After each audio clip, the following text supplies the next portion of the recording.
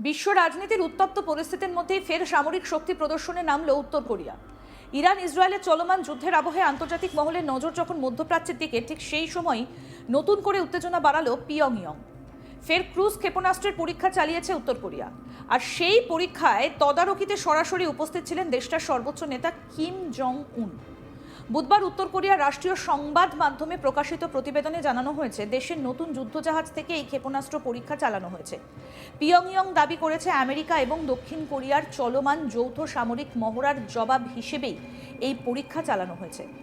উত্তর কোরিয়ার সরকারি সংবাদ সংস্থা কোরিয়ান সেন্ট্রাল নিউজ এজেন্সি বা কেসিএনএ জানিয়েছে, দেশের নতুন ডেস্ট্রয়ার যুদ্ধজাহাজ থেকে এই ক্রুজ ক্ষেপণাস্ত্র নিক্ষেপ করা হয়, আর সেই পরীক্ষার পুরো প্রক্রিয়া পর্যবেক্ষণ করেন কিম জং উন নিজে।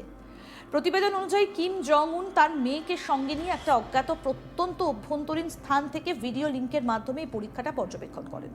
জানা গেছে, উত্তর কোরিয়ার পশ্চিম উপকূলে নামফো এলাকার কাছাকাছি সমুদ্র সীমায় অবস্থান করছিল চোহিয়ন নামের একটা ডেস্ট্রয়ার যুদ্ধ জাহাজ। একাধিক ক্রুজ ক্ষেপণাস্ত্র নিক্ষেপ করা হয়।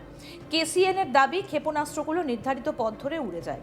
হলুদ সাগরের ওপর দিয়ে দীর্ঘ পথ অতিক্রম করার পর সেগুলো নির্ধারিত লক্ষ্যবস্তুতে আঘাত হানে। উত্তর কোরিয়ার দাবি অনুযায়ী পরীক্ষাটা সম্পূর্ণ সফল হয়েছে। এই ক্ষেপণাস্ত্র পরীক্ষার পর কিম জং উনের বক্তব্য প্রকাশ করেছে দেশটার সরকারি সংবাদ মাধ্যম। কিম বলেন, উত্তর কোরিয়ার যুদ্ধ প্রতিরোধ ক্ষমতা দ্রুত গতিতে আরও উন্নত পর্যায়ে পৌঁছচ্ছে। তিনি বলেন, আমাদের যুদ্ধ প্রতিরোধ সক্ষমতার বিভিন্ন উপাদান এখন অত্যন্ত উন্নত অপারেশনাল ব্যবস্থার মধ্যে ধারাবাহিকভাবে অন্তর্ভুক্ত করা হচ্ছে। এর পাশাপাশি কিম জং উন দাবি করেন, উত্তর কোরিয়ার পারমাণবিক বাহিনী এখন নতুন এক পর্যায়ে প্রবেশ করেছে। তার কথায়, দেশের পারমাণবিক শক্তি এখন বহুমাত্রিক কার্যক্রম পরিচালনার জন্য প্রস্তুত। অর্থাৎ প্রয়োজনে বিভিন্ন ধরনের সামরিক অভিযানে পারমাণবিক শক্তি ব্যবহারের সক্ষমতা আরও বাড়ানো হয়েছে বলে ইঙ্গিত দিয়েছেন তিনি। উল্লেখযোগ্য বিষয় হলো, এই একই ধরনের ক্রুজ ক্ষেপণাস্ত্রের পরীক্ষা এর আগেও চালিয়েছিল উত্তর কোরিয়া। গত সপ্তাহে দেশটার নতুন ডেস্ট্রয়ার যুদ্ধজাহাজটিকে আনুষ্ঠানিকভাবে কমিশনিং করার আগে একটা পরীক্ষামূলক ক্ষেপণাস্ত্র উৎক্ষেপণ করা হয়েছিল। সেই পরীক্ষাটিও সরাসরি উপস্থিত থেকে পর্যবেক্ষণ করেছিলেন কিম জং উন। এই পরীক্ষার সময় কিম জং উনের সঙ্গে তার মেয়ে উপস্থিত ছিলেন, যদিও সরকারি প্রতিবেদনে তার নাম উল্লেখ করা হয়নি।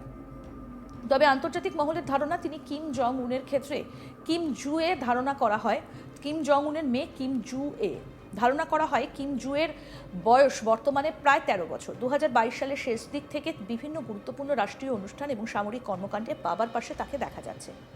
সামরিক কুচকাওয়াজ, ক্ষেপণাস্ত্র পরীক্ষা, সামরিক মহড়া, এমন বহু গুরুত্বপূর্ণ অনুষ্ঠানে কিম জং উনের পাশে তাকে উপস্থিত থাকতে দেখা গেছে। এই উপস্থিতি আন্তর্জাতিক মহলে বিশেষভাবে আলোচিত হয়েছে, কারণ অনেক বিশ্লেষক মনে করছেন, কিম জং উন ধীরে ধীরে নিজের সম্ভাব্য উত্তরসূরি হিসেবে কিম জুয়েকে সামনে নিয়ে আসছেন। এমনকি গত মাসে দক্ষিণ কোরিয়ার গোয়েন্দা সংস্থাও এই বিষয়ে একটা গুরুত্বপূর্ণ মন্তব্য করেছে। তাদের দাবি, কিম জং উন তার মেয়েকে ভবিষ্যৎ উত্তরসূরি হিসেবে মনোনীত করার কাছাকাছি অবস্থানে রয়েছেন। যদিও উত্তর কোরিয়া সরকারিভাবে এই বিষয়ে এখনও কিছু জানায়নি। এদিকে শেষ ক্ষেপণাস্ত্র পরীক্ষার বিষয়ে কেসিএনএ আরও জানিয়েছেন, ক্ষেপণাস্ত্রগুলো উত্তর কোরিয়ার পশ্চিম উপকূলের কাছে নির্ধারিত একটা দ্বীপে সফলভাবে আঘাত হানে। এই উৎক্ষেপণের উদ্দেশ্য সম্পর্কে কিম জং উনের বক্তব্য তুলে ধরা হয়েছে প্রতিবেদনে। কিম জং উন বলছেন, এই পরীক্ষার মূল লক্ষ্য ছিল নৌবাহিনীর কৌশলগত আক্রমণ ক্ষমতা প্রদর্শন করা। পাশাপাশি সেনাদের নতুন অস্ত্র ব্যবহারে দক্ষ করে তোলাও ছিল এই পরীক্ষার অন্যতম উদ্দেশ্য। অর্থাৎ ভবিষ্যতে যুদ্ধ পরিস্থিতি তৈরি হলে যাতে সেনারা এই অস্ত্রগুলো সহজে ব্যবহার করতে পারে, সেই প্রস্তুতিও নেওয়া হচ্ছে। সাম্প্রতিক সময়ে উত্তর কোরিয়া ধারাবাহিকভাবে বিভিন্ন ধরনের ক্ষেপণাস্ত্রের পরীক্ষাও চালিয়ে যাচ্ছে।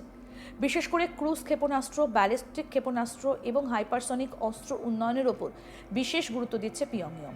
বিশ্লেষকদের মতে, এর মাধ্যমে উত্তর কোরিয়া আন্তর্জাতিক মহলকে নিজেদের সামরিক সক্ষমতার বার্তা দিতে চাইছে। একই সঙ্গে আমেরিকা এবং তার মিত্র দেশগুলোর ওপরও চাপ তৈরি করতে চাইছে দেশটা। এদিকে এই ক্ষেপণাস্ত্র পরীক্ষা এমন এক সময় করা হলো যখন আমেরিকা এবং দক্ষিণ কোরিয়া তাদের যৌথ সামরিক মহড়া শুরু করেছে। আমেরিকা এবং দক্ষিণ কোরিয়ায় 11 দিনব্যাপী যৌথ সামরিক মহড়া ফ্রিডম শিল্ড শুরু হয়েছে সোমবার। এই মহড়াটা মূলত বসন্তকালীন নিয়মিত সামরিক অনুশীলনের অংশ। এই মহড়ায় মূলত কম্পিউটার সিমুলেশন ভিত্তিক কমান্ড পোস্ট অনুশীলন করা হয়। এর পাশাপাশি মাঠ পর্যায়েও বিভিন্ন ধরনের সামরিক প্রশিক্ষণ চালানো হয়। আমেরিকা এবং দক্ষিণ কোরিয়া বলছে, এই মহড়ার উদ্দেশ্য হচ্ছে দুই দেশের যৌথ প্রতিরক্ষা সক্ষমতা আরও শক্তিশালী করা। তবে উত্তর কোরিয়া এই ব্যাখ্যা মানতে নারাজ। পিয়ংইয়ং দীর্ঘদিন ধরে অভিযোগ করে আসছে, এই ধরনের যৌথ সামরিক মহড়া আসলে উত্তর কোরিয়ার বিরুদ্ধে হামলার প্রস্তুতি। তাদের দাবি, এই মহড়াগুলো সরাসরি উত্তর কোরিয়ার নিরাপত্তার জন্য হুমকি। এই কারণে প্রায়ই এই ধরনের মহড়ার সময় বা তার আশেপাশে উত্তর কোরিয়া নিজেদের অস্ত্র পরীক্ষা চালায়। বিশ্লেষকদের মতে এটা এক ধরনের শক্তি প্রদর্শন এবং একই সঙ্গে রাজনৈতিক বার্তাও। এদিকে এই মহড়া নিয়ে কড়া প্রতিক্রিয়া জানিয়েছেন কিম জং উনের বোন কিম ইও জং। তিনি উত্তর কোরিয়ার ক্ষমতাধর রাজনৈতিক ব্যক্তিত্বদের একজন। মঙ্গলবার দেওয়া এক বিবৃতিতে কিম ইও জং বলেন, আমেরিকা এবং দক্ষিণ কোরিয়ার এই যৌথ মহড়া আবার প্রমাণ করে যে দুই দেশের মধ্যে উত্তর কোরিয়ার প্রতি গভীর বিদ্বেষ রয়েছে। তিনি অভিযোগ করেছেন, এই ধরনের সামরিক কর্মকাণ্ড আঞ্চলিক উত্তেজনা আরও বাড়িয়ে তুলছে। একই সঙ্গে তিনি কঠোর হুঁশিয়ারি দিয়েছেন। কিম ইও জং বলেন, উত্তর কোরিয়া তার শত্রুদের সামনে নিজেদের যুদ্ধ প্রতিরোধ ক্ষমতা সম্পর্কে স্পষ্ট বার্তা দেবে। তার কথায় প্রয়োজনে পিয়ংইয়ং আরও শক্তিশালী পদক্ষেপ নিতে পিছপা হবে না। বিশ্লেষকদের মতে উত্তর কোরিয়ার সাম্প্রতিক এই ক্ষেপণাস্ত্র পরীক্ষা কেবলমাত্র সামরিক শক্তি প্রদর্শন নয়, এটা কৌশলগত রাজনৈতিক বার্তাও। বিশেষ করে আমেরিকা এবং দক্ষিণ কোরিয়াকে উদ্দেশ্য করেই এই বার্তা দেওয়া হয়েছে বলে মনে করা হচ্ছে। এছাড়াও আন্তর্জাতিক পরিস্থিতির প্রেক্ষাপটেও এই ঘটনাকে গুরুত্বপূর্ণ বলে মনে করছেন বিশেষজ্ঞরা।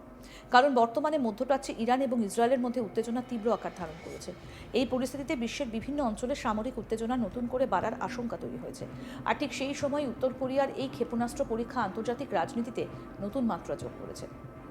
বিশ্লেষকদের মতে ভবিষ্যতে যদি আমেরিকা এবং দক্ষিণ কোরিয়ার সামরিক মহড়া অব্যাহত থাকে, তাহলে উত্তর কোরিয়াও তাদের অস্ত্র পরীক্ষা চালিয়ে যেতে পারে। ফলে পূর্ব এশিয়ার নিরাপত্তা পরিস্থিতি আরও জটিল হয়ে উঠতে পারে বলে আশঙ্কা করা হচ্ছে। সব মিলিয়ে উত্তর কোরিয়ায় এই নতুন ক্ষেপণাস্ত্র পরীক্ষা আন্তর্জাতিক রাজনীতিতে নতুন করে আলোড়ন সৃষ্টি করেছে।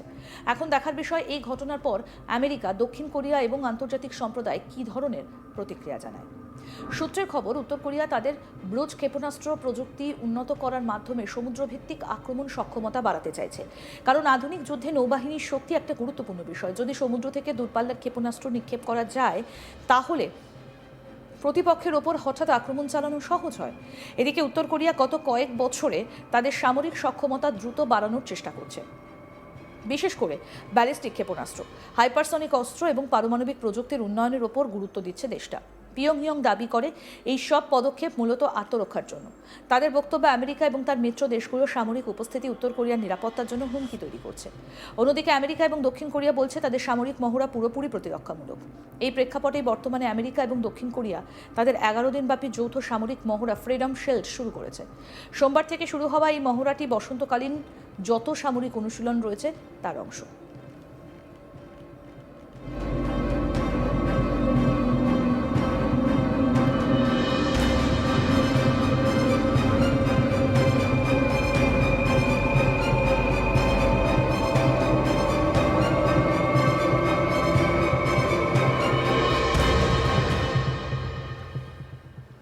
আরও আপডেট পেতে দেখতে থাকুন আজ তাক বাংলা। সাবস্ক্রাইব করুন, নোটিফিকেশন পেতে বেল বাটন অপশন প্রেস করুন।